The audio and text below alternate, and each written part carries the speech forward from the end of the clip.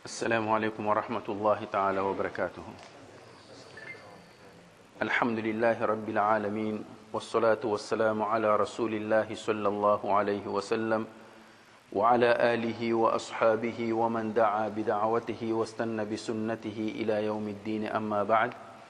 Respeitados irmãos, antes de irmos para o nosso programa de tafsir, queríamos chamar a atenção para alguns aspectos que temos estado a verificar durante o Salat. O Nabi sallallahu alaihi wasallam, no hadith, diz: "Innama ju'ila al-imamu liyutamma bih." O imam foi instituído exatamente para ser seguido. Isto é, o ma'mum, a pessoa que está atrás, acompanhar o salat do imam, a seguir o imam, ele deve acompanhar os movimentos do imam. E este acompanhamento é feito da seguinte forma: deixa o imam fazer, a seguir o ma'mum faz. Não é fazer em simultâneo com ele, muito menos ultrapassar. Este aqui é o sentido do hadith: "Innama ju'ila al-imamu liyutamma bih." O imam foi instituído exatamente para as pessoas que estão lá atrás puderem se orientar através dos movimentos do imam. Então, não se pode fazer o movimento em simultâneo com o imam ao mesmo tempo, muito menos fazer antes do imam, porque isso estraga o salat. E um dos aspectos que nós temos constatado, e é frequente no nosso masjid, é que o imam, por exemplo, dá o takbir para o ruku', diz Allahu Akbar, vai para o ruku', e todos nós vamos. Depois diz Sami Allahu liman hamida, depois levanta do ruku'. Às vezes o imam dá uma pausa antes de ir para o sijda. O que acontece é que algumas pessoas lá atrás já estão nesta posição. Isto é a posição de ruku'. Já estão assim à espera do imam. Como quem diz que, olha, eu já adiantei, vais me encontrar. Esta forma não é correta. A pessoa está com pressa de quê? O imam ainda está assim de pé. Ainda não foi para o sijda. E nós já estamos assim. Este gesto pode estragar o salat. Então temos que prestar atenção para essa questão. O segundo aspecto é em relação ao nosso vestuário. Principalmente a camada jovem. Põe camisetes, camisas curtas. Depois, quando vai para o ruku', a camisa já levanta, a calça está embaixo, às vezes já teve essa roupa interior. Esta forma também pode invalidar o salat. Porque no salat, uma das condições do salat é cobrir as partes que não se devem deixar expostas, que é para o homem do umbigo até os joelhos. Este é o mínimo, do umbigo até os joelhos. Agora, esta parte aqui não sei se é umbigo ou joelho. Então, isto também estraga o salat. Mas aspectos, nós sempre vamos alertar para esses aspectos, mas por enquanto ficamos com estes dois aspectos. A pessoa tem que ver o que veste quando vem fazer o salat e não ultrapassar o imam nos movimentos do salat. Talvez uma terceira questão que poderíamos aqui acrescentar, sempre apelamos aos irmãos que quando vêm para o masjid, uma das primeiras coisas que devem fazer é verificar o telefone, se está no silêncio ou desligado. Então pode acontecer que um irmão vem, porque o salat já iniciou, e ele vem com aquela preocupação, esquece de pôr o telefone no silêncio ou desligar. Acontece. Quando isso acontecer, a pessoa está no salat, de repente o telefone começa a tocar. Podes muito bem tirar o seu telefone e vai desligar, ou pôr no silêncio, e continuas com o seu salat. O que acontece é que algumas pessoas estão no salat, esqueceu de pôr o telefone no silêncio, então o telefone começa a tocar. O que é que ele faz? tira o telefone, ainda quer ver quem faz isto. Quer dizer, este tempo todo já estás a perturbar os outros. Primeiro tem que ver quem é, se dá para atender ou não. Não. A pessoa logo tirou, vai, põe no silêncio e volta a pôr o telefone o mais rápido possível. Então são estas questões que, estimados irmãos, temos que prestar atenção. E aí voltamos já para o nosso tafsir.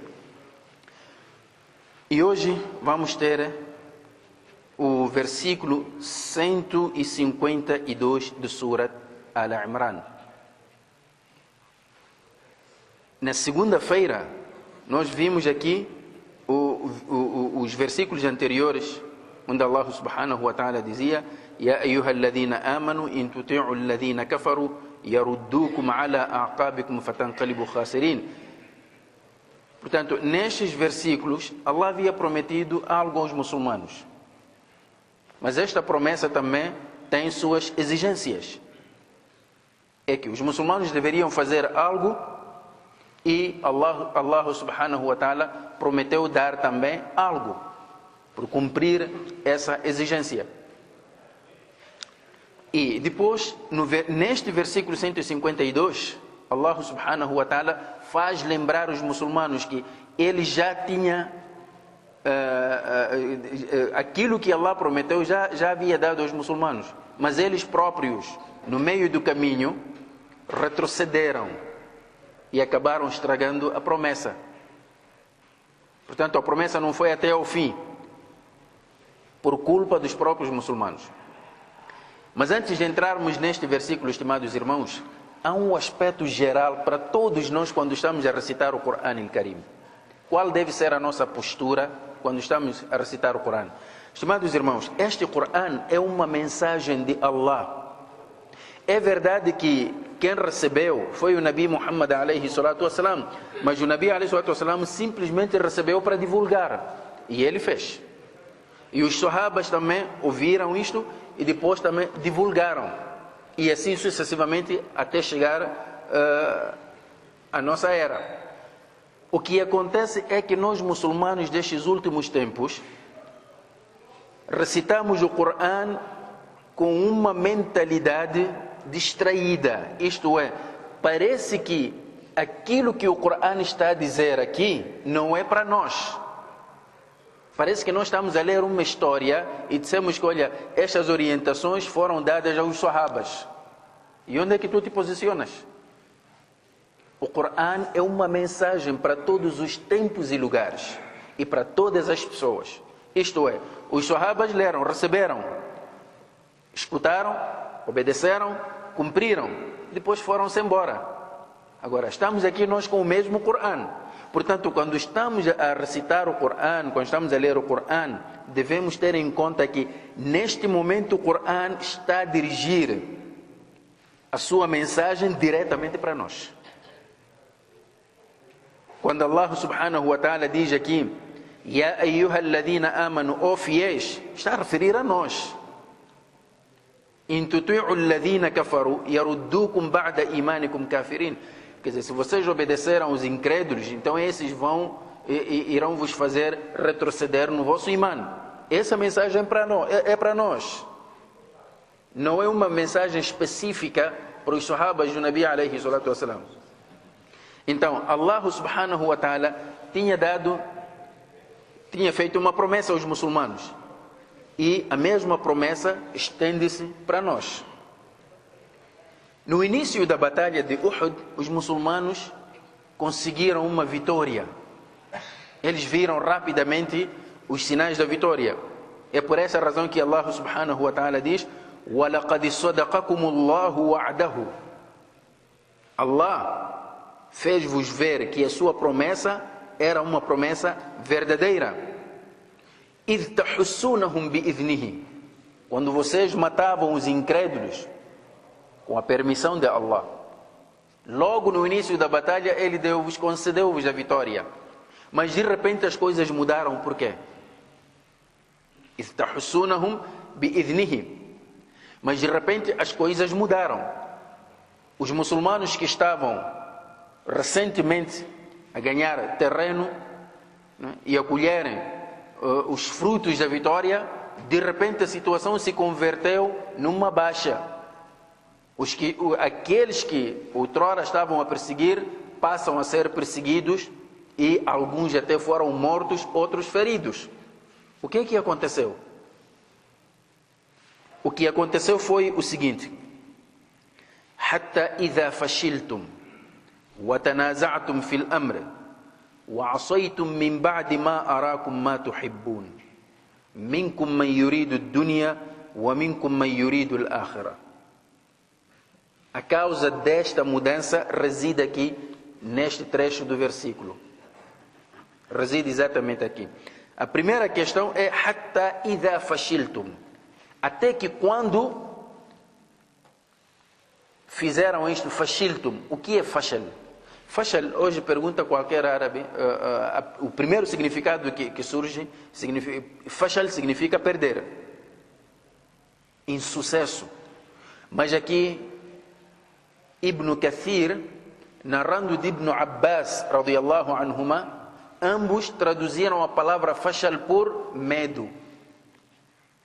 Até que quando sentiram medo do inimigo, medo do adversário. E não deviam fazer isso. Não deviam. Então, até que quando sentiram medo do adversário, حتى إذا فشلتم. Então, esta foi a primeira fase. Em algum momento, os muçulmanos esqueceram-se de que estavam ali para, digamos, para defender uma causa nobre. Olharam para o adversário, para a sua pujança militar, e isto criou medo neles. Esta foi a primeira coisa que aconteceu. A segunda, este medo conduziu a uma outra doença. وَتَنَازَعْتُمْ فِي الْأَمْرِ. التَّنَازُعُ significa contradição, disputa, diferenças. Então, os muçulmanos tiveram medo. Como? O Nabi alayhi salatu wassalam escolheu 50 atiradores e posicionou-os no Monte Uhud e disse: Ihmu dhuhurana, protejam as nossas costas. Pois o Nabi deu ordens claras. Se nos verem a ganharmos, a derrotarmos o inimigo, não venham participar conosco. Se nos verem a morrer, não venham nos socorrer. Mantenham-se aí firmes. Mas quando viram que logo a primeira fase da batalha os muçulmanos começaram a ganhar, aqueles que estavam lá tiveram receio de perder os espólios de guerra, a fortuna, tiveram medo de perder isso, deixaram também para apanhar com os outros. Isto é, tiveram medo da pobreza, quer dizer, é uma oportunidade que surgiu, tem medo de perder, então deixaram. Outros tiveram medo do inimigo, outros, quando viram que o Nabi alayhi salatu wassalam foi morto, pararam de combater. Então este medo logo criou esta contradição entre os muçulmanos. E esta contradição, Allah subhanahu wa ta'ala irá explicar melhor logo no mesmo versículo mais adiante. Portanto, nós ainda vamos retomar esta parte. وَتَنَازَعْتُمْ فِي الْأَمْرِ. Al-amru aqui, o assunto aqui referido, al-amru é em relação aos atiradores. Naturalmente não foram todos que deixaram, mas foi a maioria. Houve uma minoria que disse: não, nós vamos nos manter aqui porque o Nabi disse-nos para ficarmos aqui. Esta foi uma contradição. Alguns permaneceram firmes, outros, e era a maioria, deixaram. E depois, esta contradição, وَتَنَازَعْتُمْ فِي الْأَمْرِ وَعَصَيْتُمْ مِنْ بَعْدِ مَا أَرَاكُمْ مَا تُحِبُّونَ. Depois, conduziu a uma outra doença, que é a desobediência. وَعَصَيْتُمْ. E vocês tornaram-se desobedientes depois que viram aquilo que Allah subhanahu wa ta'ala fez para convosco, aquilo que mais gostavam, que era a vitória. Vocês viram a vitória, mas mesmo assim desobedeceram. E aí voltamos já para a questão da contradição. A outra contradição é que até aquele momento, segundo diz alguns dos companheiros do Nabi alayhi salatu wassalam, entre eles Abdullah ibn Mas'ud, diz que até aquele momento nós não sabíamos, pensávamos que estávamos todos a defender a mesma causa, mas depois da revelação deste versículo, descobrimos que afinal nem todos defendiam a mesma causa.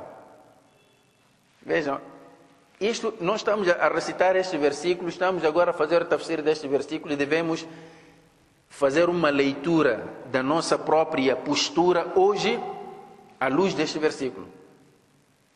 Contradição é o que temos demais entre nós muçulmanos. Será que você pode encontrar vários grupos entre os muçulmanos, organizações, mesquitas, todos eles trabalham em prol do Islã. Mas por que não há resultados palpáveis? Há uma coisa que Allah depois vai nos revelar aqui. Então, Allah subhanahu wa ta'ala diz: minkum man yuridu dunya, entre vós há quem veio, participou na batalha à procura de dunya, bens materiais apenas. Wa minkum man yuridu al-akhirah, e outros vieram porque procuram o akhirah. Então, os corações não estavam a defender a mesma causa. Aparentemente, estavam todos na mesma fileira, mas lá dentro só Allah sabia o que os corações encerravam. E aqui Allah está a apontar para as causas da nossa derrota. Os muçulmanos podem ter todo o dinheiro do mundo, podem herdar toda a tecnologia do Ocidente, podem ter tudo, não vão conseguir trabalhar em prol do Islã ao ponto de triunfar se continuarem a alimentar as mesmas doenças que estão a corroer os seus corações. Isso verificamos logo no Salat. O Nabi alayhi salatu wassalam chamou a nossa atenção já há muito tempo.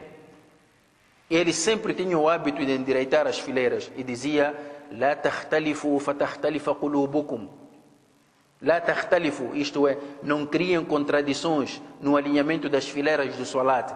Façam fileiras bem organizadas. Por quê?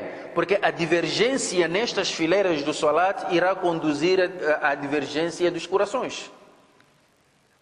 E nós, quando falamos deste assunto aqui, até alguns irmãos muçulmanos, que Allah lhes perdoe, vieram ter conosco. Sheikh, não concordamos com o que tu dizes, simplesmente porque ele não aprendeu. E acham uma coisa insignificante, mas é grave. Esta coisa de a pessoa ficar no sofá, um está à frente, outro está atrás, o pé está a olhar para este lado, outro pé está a olhar... Afinal, não há regras no Salat. O Nabi alayhi salatu wassalam preocupava-se em alinhar as fileiras, ombro com ombro, pé com pé. E hoje, se você faz isso, afasta. Outro no Salat fica assim. Como é possível juntar as pernas assim? Tens que deixar o espaço, quase a distância dos ombros. O outro liga, e o Nabi chamou a atenção que qualquer espaço vazio será preenchido por Shaitan. Falamos isto, entra daqui, sai do outro lado.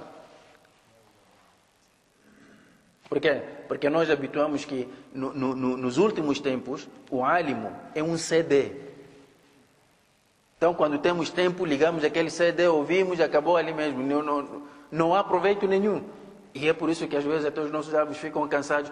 Quer dizer, desde que voltaram, só estão a falar da mesma coisa, mesma sala, mesmas perguntas. E eu pergunto, mas meu irmão, se você estivesse na escola por estas alturas, já estarias na universidade. Agora, em matéria de dini, sempre continuas na primeira classe. Não há evolução. Então, é isto que Allah chamava a nossa atenção.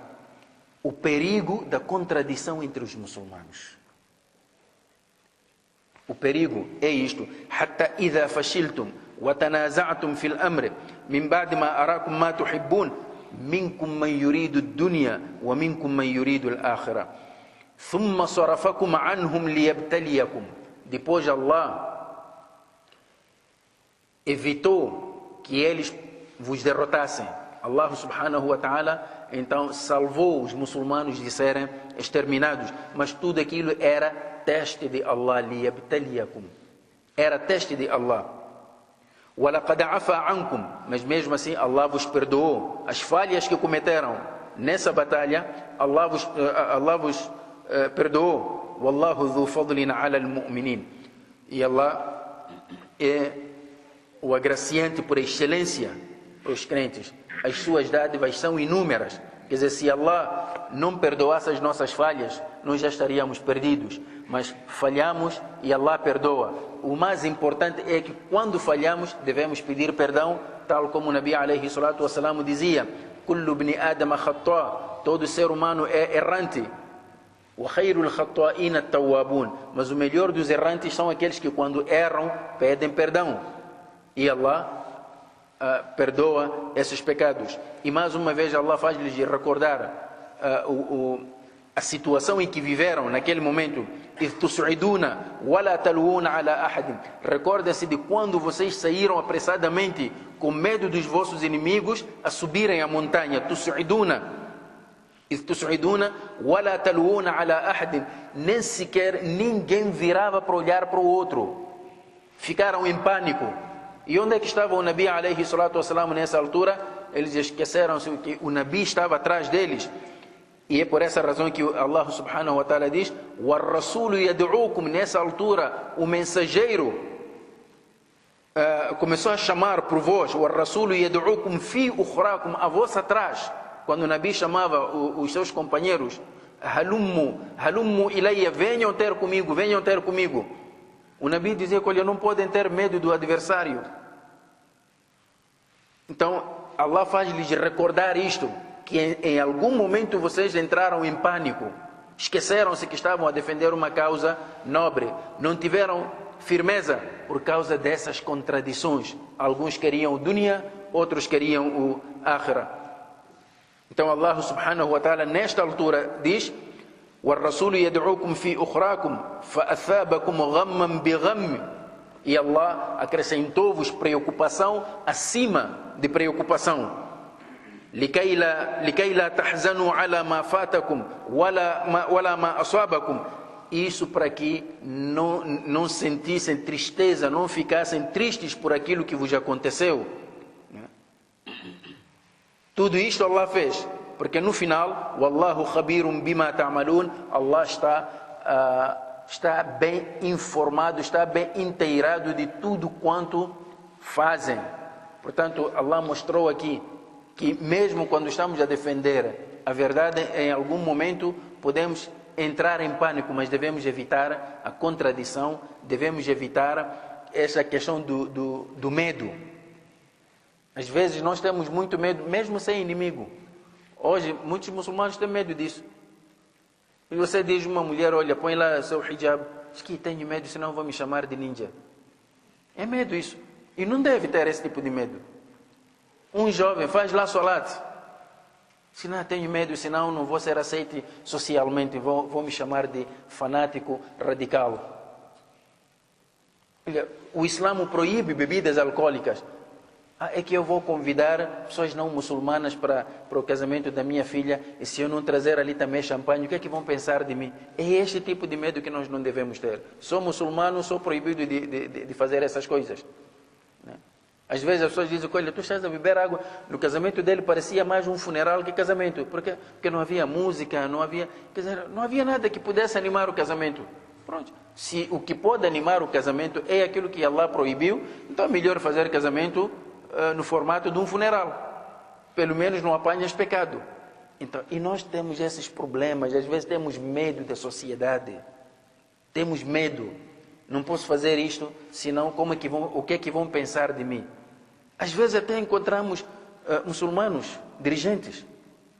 Você chega: Salam alaikum. Ele tem medo de dizer o alaikum salam. Bom dia. Porque qual é o problema de responder o salam? Qual é o problema? As pessoas até nas instituições públicas falam dialeto. Você vai ter medo de responder salam? Quando chega Natal, até nas instituições públicas, veja aí manifestação do Natal. Não tem vergonha. não tem medo. Agora, só você que vai ter medo. Meu irmão, então relaxa, porque a Constituição da República não tem nenhum artigo que condena, que vai te condenar, foi preso porque respondeu salam. Não há. Então, estimados irmãos, nós vamos parar por aqui para continuarmos, inshallah ta'ala, na próxima semana. Jazakumullahu khairan. Wassalamu alaikum wa rahmatullahi ta'ala wa barakatuh.